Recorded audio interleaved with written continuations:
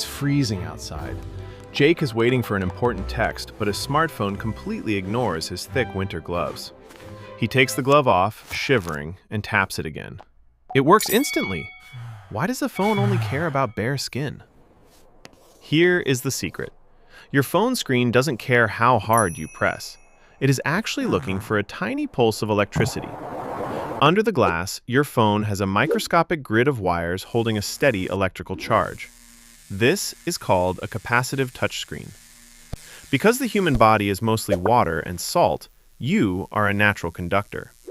When you touch the screen, your finger steals a tiny bit of that electricity. The phone's processor notices this tiny drop in voltage at that exact coordinate, and boom, it registers a tap. But thick wool or leather are insulators. They block the electricity. So when you wear gloves, the phone literally cannot feel you. The fix? Special touchscreen gloves. If you look closely at the fingertips, they are woven with tiny conductive threads made of silver or copper. These metal threads act like an electric bridge, carrying the screen's voltage straight through the fabric directly to your skin. With the circuit completed, Jake's fingers stay frostbite-free, and his phone is none the wiser.